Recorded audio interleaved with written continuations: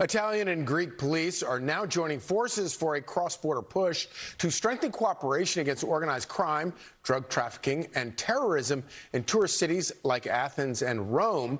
It comes as Europe faces a migration crisis with more than 44,000 migrants crossing into the region by sea and almost 10,000 by land this year alone. Illegal migration has become a huge issue for neighboring countries in Europe. 72,000 migrants entered the Spanish-owned peninsula city of Ceuta just a week and a half ago, sparking a debate within the European Union. Here to discuss, Director of Policy Studies for the Center of Immigration Studies, Jessica Vaughan. So great to have you this morning, Jessica. So obviously this is something that Americans have been wrestling with for about 10 years now. We saw what happened when Joe Biden, President Biden, the former president, opened up the borders. Is Europe starting to sort of catch on to what a serious issue this is?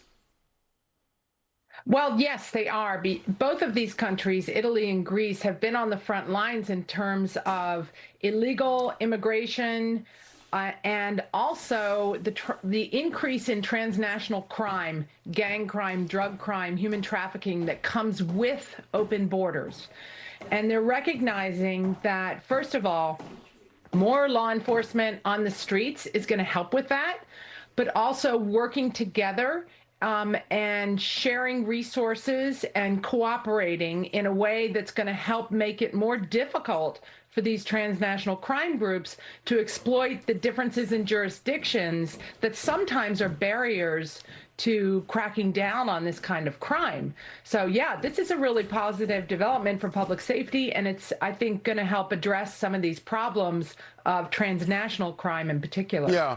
Well, you know, you raise a really important point, because a lot of times these stories get told and they sort of couch the stories in these migrants or these poor, impoverished people who are just looking for a better life and things like that. But what they fail to point out is that most of this is run by actual criminal gangs who are trafficking in not just drugs and other things, but like humans.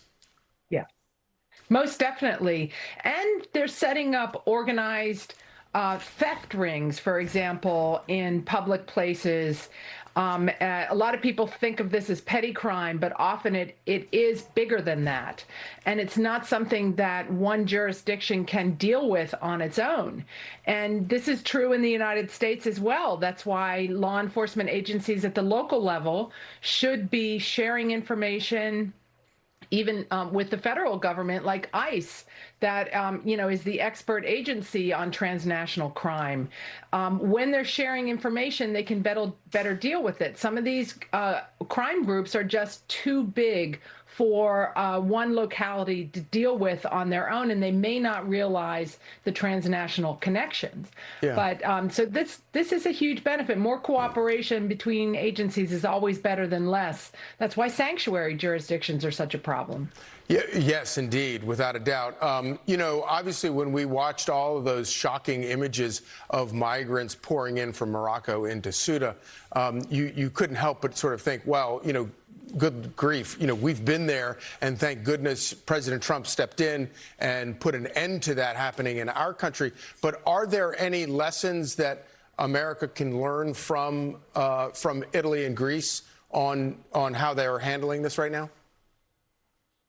Yes, I think so. I think that this could well spread throughout Europe, but also the United States could take a look at how this policing on the street with different officers from different jurisdictions is working. It kind of reminds me of the National Guard deployment in certain cities, but also the way that states sent National Guard to the border when that was such a problem here, where we had, say, Florida and South Carolina sending officers to Texas, and the flow of information that came back from their experience being on the border, so that these states knew what was coming, right, and what they were going to have to deal with, and their ability to share that information to address it.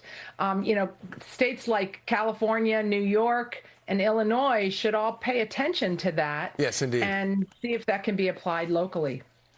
Indeed. Jessica Vaughan, thank you so much. Thank you. Be sure to like and subscribe for all the Fox News latest on YouTube and catch full shows streaming now on Fox One.